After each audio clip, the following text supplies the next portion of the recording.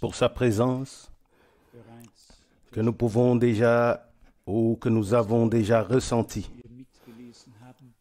pour la précieuse parole que nous avons lue tous ensemble. Ça nous va tout simplement droit au cœur. Et nous suivons l'Esprit qui révèle la parole, qui nous parle, oui, qui par chaque parole nous interpelle. Que nous le considérions dans Moïse, ou dans les prophètes, ou dans les psaumes, que ce soit dans l'Ancien ou le Nouveau Testament, l'Esprit de Dieu rend la parole vivante en nous et a toujours quelque chose à dire. La parole ne vieillit pas, elle est toujours nouvelle lorsqu'elle est révélée par le Saint-Esprit. Nous l'avons parfois dit, et on peut le trouver particulièrement dans les églises du plein d'évangiles. Il prie avec un cœur sincère pour que la parole de Dieu soit révélée fraîchement du trône. Mais cela a eu lieu. La parole de Dieu a été fraîchement révélée depuis le haut du trône, depuis le trône. Mais Dieu cherche ensuite des hommes qui n'ont pas seulement prié pour qu'elle soit révélée, mais qui sont prêts à l'écouter une fois qu'elle a été révélée. Beaucoup ne sont peut-être même pas conscients que leur prière a déjà été exaucée, que Dieu a fait quelque chose de nouveau. Et ici, dans cette parole de Lévitique chapitre 26, nous avons lu, où il est dit, « Vous devez enlever ce qui est ancien pour faire de la place pour ce qui est nouveau. » C'est bien cela. C'est bien cela. Les produits de l'année précédente a été distribué, a déjà été mangé. Nous avons déjà vu et reconnu cela. Et Dieu a donné quelque chose de nouveau pour qu'il soit distribué au temps convenable. Oui, à cela, on n'a pas besoin de dire grand-chose, ni d'interpréter. Le Saint-Esprit le révèle à tous. Nous savons que lorsque le Nouveau Testament a commencé, beaucoup voulaient encore dire des choses anciennes. Mais Dieu avait ses serviteurs, ses hommes, qui distribuaient ce qu'il avait de nouveau à donner comme révélation de la parole et de l'Esprit. Dieu a toujours eu un reste qui était prêt à accueillir, à recevoir la chose nouvelle. Et nous pensons ici à tous les réveils passés. Dieu a toujours eu un reste parmi son peuple qui avait un désir profond de vivre ou d'expérimenter quelque chose de nouveau avec Dieu. Cette parole correspondait tout simplement à 100% avec ce que nous avons lu et entendu ce matin du prophète Ézéchiel au chapitre 36, au verset 26 et 27. Là, il est dit « Et je vous donnerai un cœur nouveau, et je mettrai en vous un esprit nouveau. J'ôterai de votre poitrine le cœur de pierre, et je vous donnerai en échange un cœur de chair. » Verset 27. Je mettrai mon esprit en vous et je ferai de vous de telles personnes qui marchent selon mes statuts et qui observent mes instructions et les mettent en pratique. C'est précisément ce qui a eu lieu avec le peuple de Dieu jusqu'en ce temps. Il veut faire de nous de telles personnes qui marchent selon ses paroles, qui font ce qu'il a dit. Aucun homme ne peut y arriver lui-même.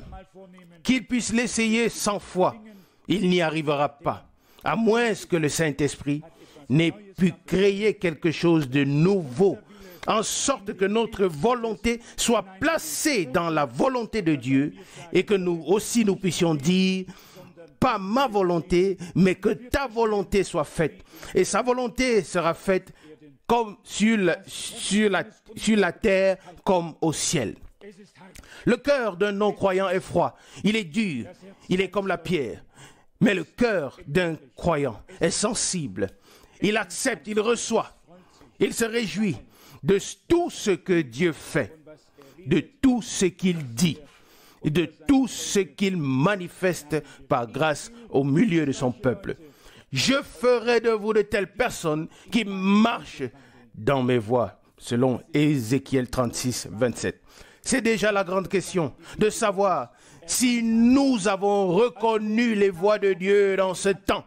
Lorsque Moïse a trouvé grâce devant Dieu, il n'a demandé une seule chose. Il a parlé à Dieu et lui a dit, si j'ai trouvé grâce à tes yeux, alors fais-moi connaître tes voies et je saurai par là que j'ai trouvé grâce à tes yeux. Exode 33, verset 13. C'est de cela qu'il s'agit. Aujourd'hui, les hommes parlent de la grâce de Dieu et ne reconnaissent pas les voies de Dieu. Mais Moïse, pour montrer qu'il avait comme signe qu'il avait trouvé grâce aux yeux de Dieu, il voulait connaître une chose, à savoir les voies de Dieu, que Dieu le Seigneur voulait suivre avec son peuple en son temps. Et en un clin d'œil, il a compris qu'ici s'accomplissait ce que Dieu le Seigneur avait dit à son serviteur et prophète Abraham en disant, pendant 400 ans, tes descendants habiteront dans un pays étranger, mais ensuite je les ferai sortir de main puissante. Genèse 15, verset 13. Moïse avait trouvé grâce aux yeux de Dieu et le Seigneur lui fit connaître ses voies. Et Moïse alla plus loin. Et il dit, Seigneur, si j'ai trouvé grâce à tes yeux, alors tu dois partir avec nous, sinon je ne partirai pas du tout. Exode 13, verset 15-16. Voyez-vous de quoi il s'agit? Pas seulement de parler de la grâce de Dieu et ensuite suivre ses propres voies. Pas seulement de parler de la grâce de Dieu et ne pas reconnaître de quoi il s'agit. Mais la grâce de Dieu englobe tout. Tout. Par la grâce de Dieu, nos yeux sont ouverts et ouverts pour voir ce que Dieu fait maintenant. Amen. Par la grâce de Dieu, nous sommes renouvelés. Par la grâce de Dieu, nous sommes guidés et conduits. Et par la grâce de Dieu, nous pouvons reconnaître les voies du Seigneur en ce temps. Nous pouvons alors bien comprendre Moïse. Il ne voulait pas faire ou dire quelque chose dans l'incertitude, ou il ne voulait pas dire peut-être mais si, ou tout ou rien, mais, si j'ai trouvé grâce à tes yeux, alors fais-moi connaître tes voies. Et voici que cela défilait comme un film devant ses yeux et il pouvait voir ce que Dieu avait fait en ce temps-là, conformément à ses promesses. N'oublions jamais cela. Le peuple de Dieu doit reconnaître et croire la promesse que Dieu lui a faite afin qu'elle s'accomplisse au milieu de lui et que Dieu fasse ce qu'il veut et que nous soyons tous réellement bénis. Toute autre chose, c'est passer à côté de ce que Dieu fait réellement. Et nous savons que dans le pays, à tout endroit, il y a des choses à entendre et à voir. On entend, ici est le Christ. Mais la question est de savoir où est-il véritablement, à savoir là où l'on écoute volontiers avec joie sa parole, où l'on n'est pas offusqué de ce qu'il fait, mais là où on se réjouit de tout cœur de ce qu'il s'est abaissé pour parler encore une fois à son peuple. Nous sommes pour cela reconnaissants de tout cœur. Lui-même a promis, je mettrai mon esprit je mettrai mon esprit dans vos cœurs. Et je ferai de vous de telles personnes qui marchent dans mes voies, selon Ézéchiel 36, 27. Nous savons, lorsque la première création a eu lieu, l'homme était bien là, mais il était mort. Et lorsque Dieu, le Seigneur, a soufflé en lui le souffle de vie, il s'est tenu debout sur ses pieds et il était une âme vivante. Aujourd'hui, il y a des gens et des assemblées qui sont spirituellement mortes. À moins que le Seigneur ne fasse entrer son esprit en nous. Qu'est-ce qui s'est passé lorsque le Seigneur Jésus est ressuscité? Il avait fait la promesse à ses disciples que le Saint-Esprit viendrait sur eux. Mais dès sa première rencontre avec eux, après sa résurrection, il a soufflé sur eux et leur a dit « Recevez le Saint-Esprit » selon Jean 20, 22. Il a soufflé sur eux comme lorsqu'Adam a reçu le souffle de vie pour exister. Il leur a ainsi donné son esprit pour qu'ils deviennent vivants et puissent désormais, à partir de là, servir le Seigneur. Oui, il a fait de nous de telles personnes capables de marcher dans ses voies. L'homme naturel n'accepte rien de l'Esprit de Dieu. C'est comme une folie pour lui. Cela le répugne. Il ne le veut pas. Mais l'Esprit de Dieu en nous l'accomplira. Il l'a déjà accompli jusqu'aujourd'hui. Et ce qu'il manque jusqu'à l'achèvement, il le manifestera en nous tous par grâce. Nous n'abandonnons pas. Nous tenons ferme et persévérons jusqu'à la fin. Car celui qui persévérera jusqu'à la fin sera couronné selon Matthieu 24, 13. Maintenant, il s'agit de tout. Maintenant, oui, c'est maintenant que tout se joue. Nous ne pouvons plus regarder autour de nous, à droite, à gauche, ni en arrière, non. Nous ne regardons qu'à Jésus, le commencement et la fin de notre foi. Nous ne murmurons pas non plus comme le peuple d'Israël murmurait. Nous ne sommes pas mécontents. Nous savons que Dieu poursuit son chemin avec son peuple. Et si nous voulons nous dire la vérité les uns aux autres, nous devons dire que Dieu nous a fait connaître ses voies et que son bras nous a été manifesté en ce temps. Amen. Et je crois que pour cela, nous avons une raison particulière de remercier le Seigneur et de le servir de tout notre cœur et de marcher dans ses voies. Il y avait encore un autre passage biblique du Nouveau Testament en rapport avec ce que nous avons entendu ce matin. Il est dit là que l'Esprit souffle comme il veut. Et lorsque le Seigneur Jésus a parlé à Nicodème, il a aussi parlé du vent qui souffle. Et tu entends son sifflement et tu ne sais pas d'où il vient et où il va, selon Jean 3, verset 8. Mais il y a une chose que nous savons. Quand le vent souffle, il y a quelque chose qui s'est passé.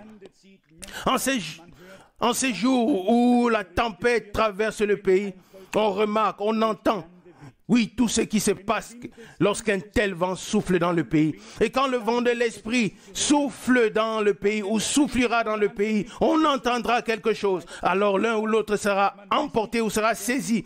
On découvrira peut-être ceci ou cela. On ne sait pas. Le vent peut agir de différentes manières. Chez un autre, il ouvre le toit. Chez l'autre, il fait quelque chose. Vous savez ce que c'est.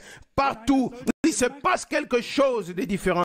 Mais quand le vent est passé avec une telle puissance, de toute manière, on voit quand même les traces après. Il en est de même avec nous qui sommes devenus croyants. En ce temps, cet homme, Nicodème, a demandé comment cela devait-il arriver. Et le Seigneur lui dit, c'est comme le vent qui souffle. Tu entends son soufflement, mais tu ne sais pas d'où il vient, où il va. Jean 3, verset 8. Mais une chose est sûre, là où le vent de l'Esprit souffle, il doit se passer quelque chose.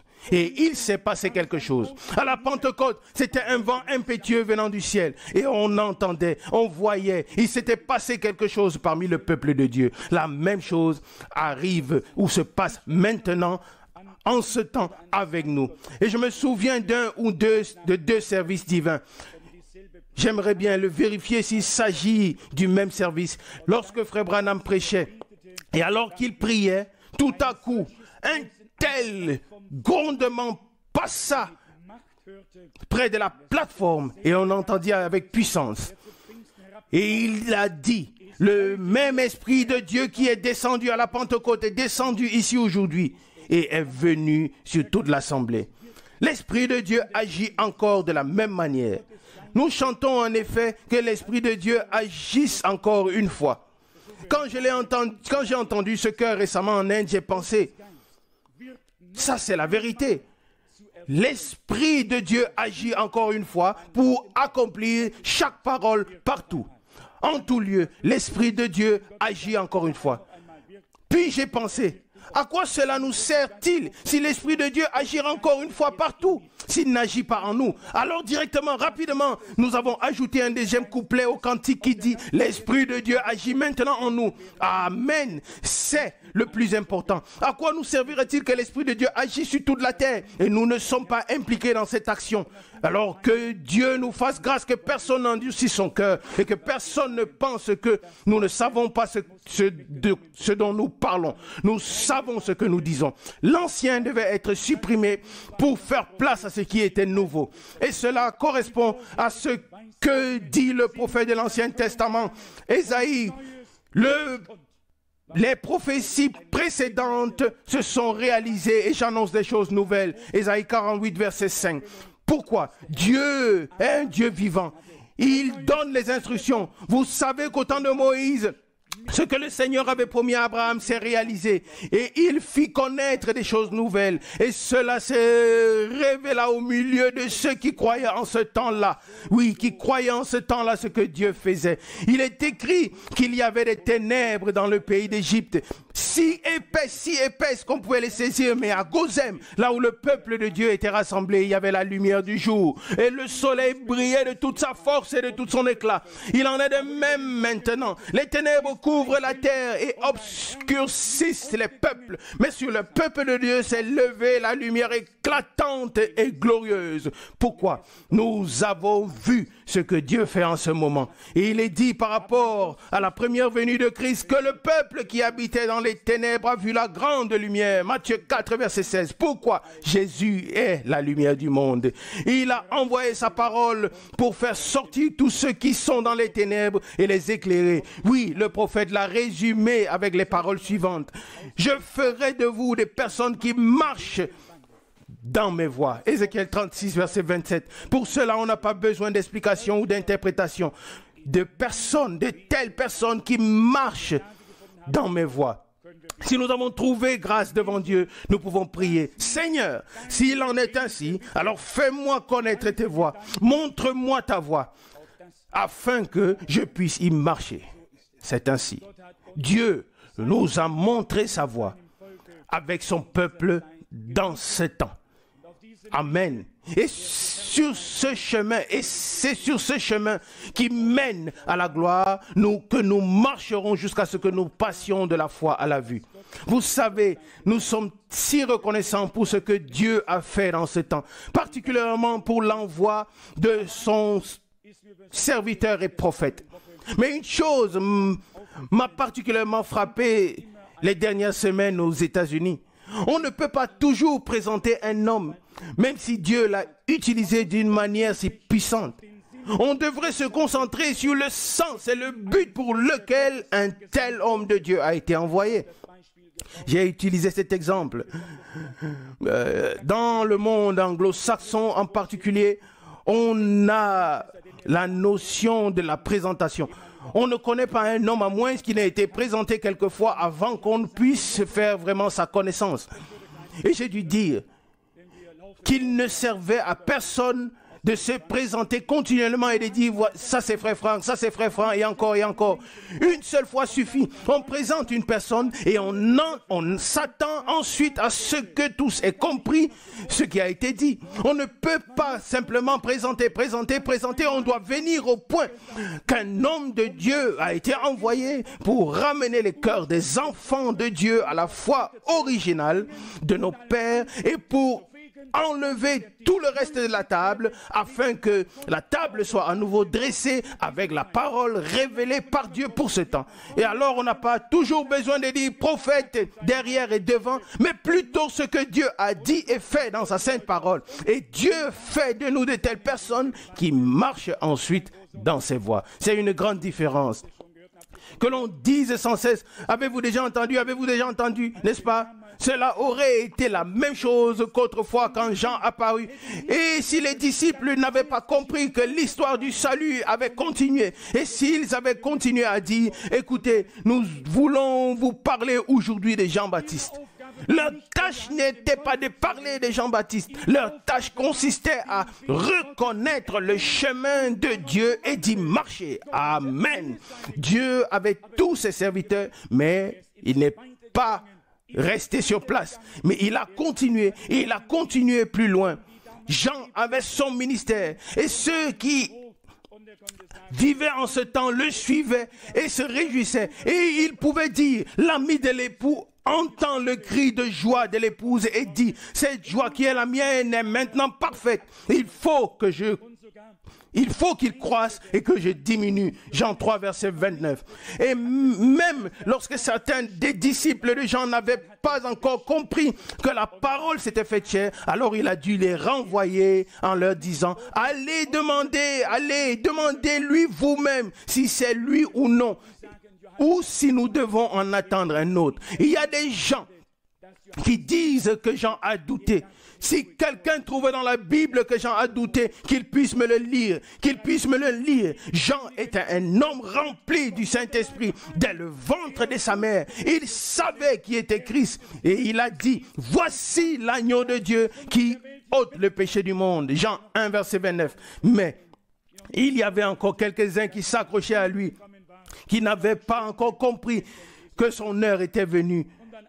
Oui, que l'heure du Seigneur Jésus était venue. Et puis, quand ils sont allés, ils ont entendu et il est dit qu'à partir de ce moment-là, ils ont suivi le Seigneur Jésus-Christ. Le Seigneur veut faire de nous de telles personnes qui reconnaissent le chemin de Dieu et qui marchent, qui ne s'arrêtent pas et tournent en rond, mais qui ont compris ce pourquoi le prophète a été envoyé en ce temps, c'est-à-dire pour ramener la parole. Et maintenant, nous expérimentons quelque chose que nous ne pouvons pas ignorer. Nous faisons maintenant l'expérience de la force et de la puissance de la parole de Dieu révélée en ce temps. La parole ne peut pas retourner à vide. Elle doit accomplir ce pourquoi le Seigneur l'a envoyé selon Ésaïe 55, 11. Non pas que nous faisons quoi que ce soit. Je sais que l'homme est mal compris dans ce qu'il dit par celui qui veut mal le comprendre. Mais je ne pense pas que de telles personnes soient au milieu de nous. Nous voulons bien comprendre Dieu quand il parle et quand il agit et bien placer les choses divines. Les disciples de l'époque, ils ne pouvaient pas s'arrêter au ministère de Jean. Puis le Seigneur Jésus est venu avec son ministère et à la Pentecôte et le Saint-Esprit a commencé à agir de manière puissante. Il ne pouvait pas revenir aux époques en arrière. Non, il ne pouvait qu'aller en avant, car l'Esprit de Dieu les poussait à aller en avant. Et je vous dis, depuis le jour de la Réformation, le Saint-Esprit a poussé en avant avec puissance. Et il y a eu réveil sur réveil, et maintenant il pousse avec puissance vers l'accomplissement, vers l'achèvement, afin que tous ceux qui sont prêts à marcher dans la voie de Dieu ne regardent pas en arrière, mais comprennent que le Seigneur Dieu a ce que le Seigneur Dieu a fait par grâce. En avant, dans la foi au Seigneur, l'heure est venue d'introduire l'équilibre dans la prédication. L'équilibre divin fait partie de la proclamation de la parole de Dieu. Amen. Il y a eu un temps où nous avons mis en avant de manière particulière ce que Dieu a fait. Maintenant, c'est le temps où nous voulons nous concentrer sur ce que Dieu fera encore.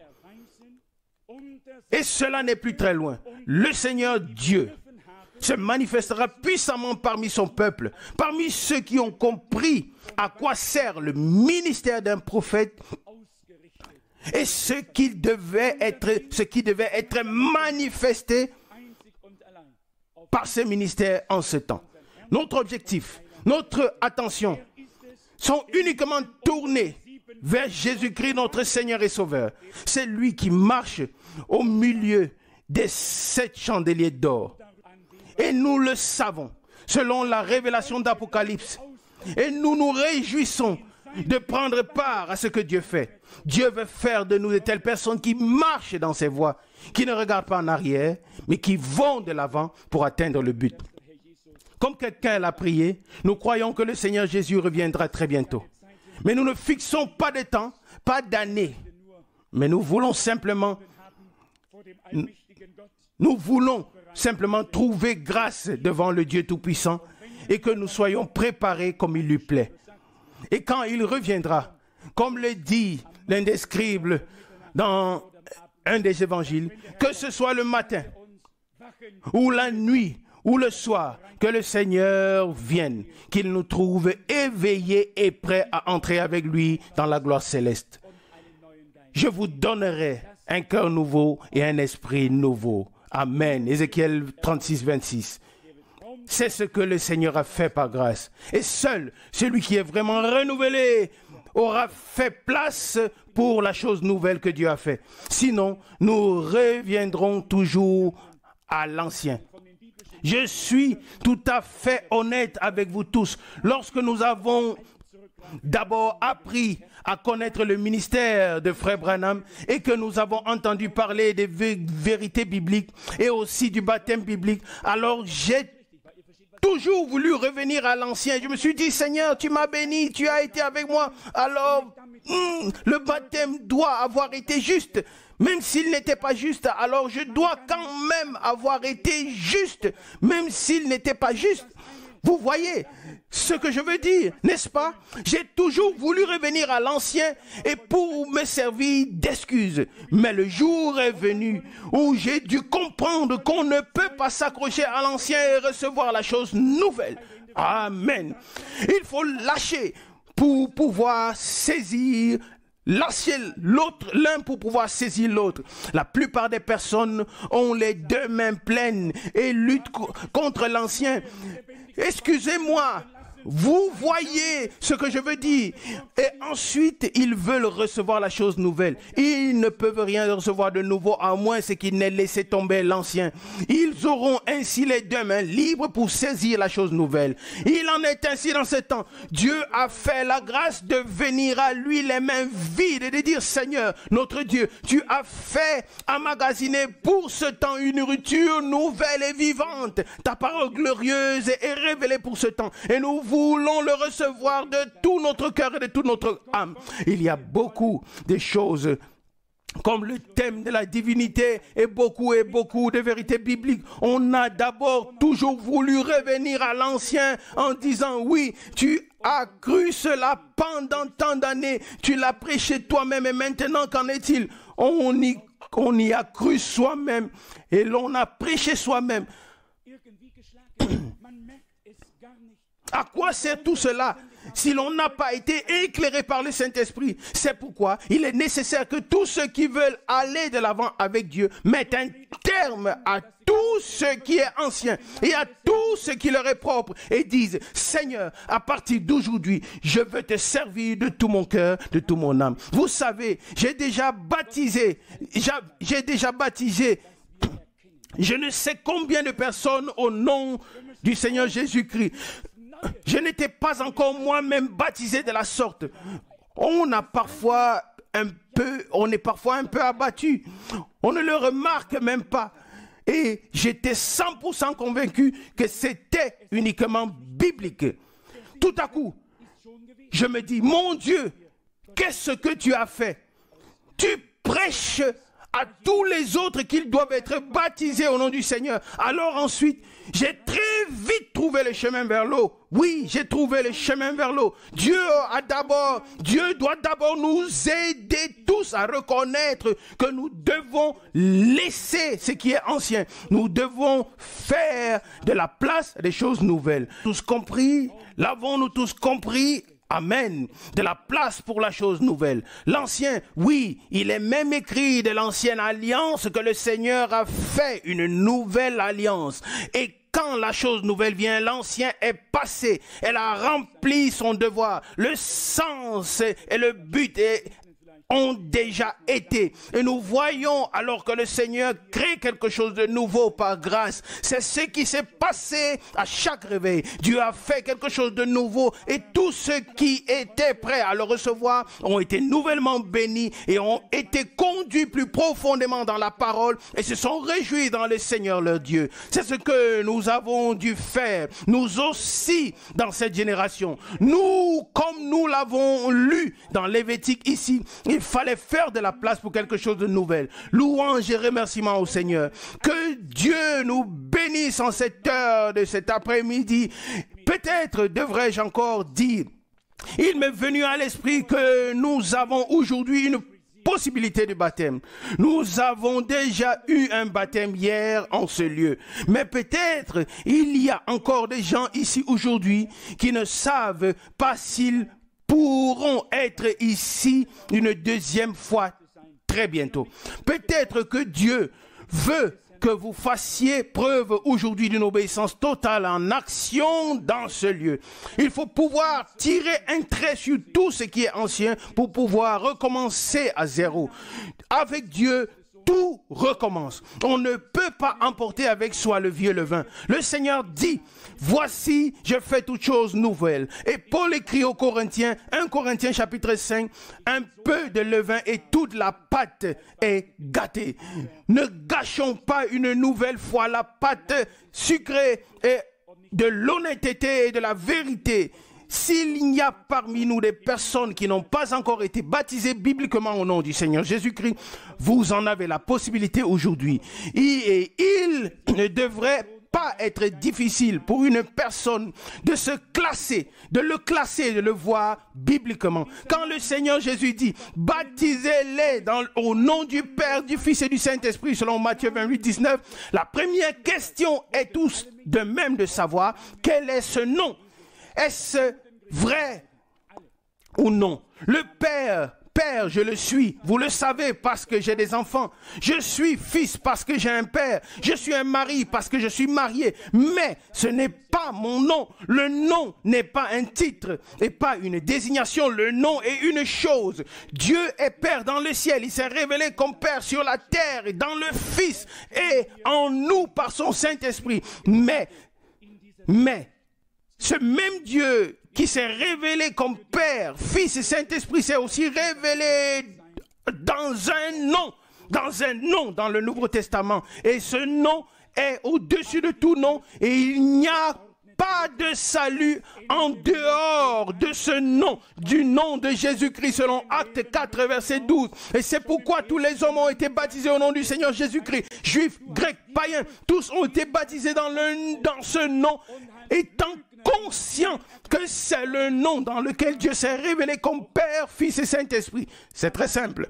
Mais il faut pouvoir faire place, ôter ce qui est ancien, avant de pouvoir commencer quelque chose de nouveau. Et c'est pour cela, Dieu doit nous accorder cette grâce. Sinon, nous ne reconnaissons pas le chemin de Dieu avec l'Église en ce temps. Il y a beaucoup de personnes qui disent que ce qui était bon pour nos arrière-grands-pères doit être bon pour nous. Ce n'est pas nécessairement le cas. Maintenant, nous vivons dans les derniers temps. Toutes choses doivent être ordonnées bibliquement. La fin doit être semblable au commencement. Tous les enseignements étrangers doivent être mis dehors.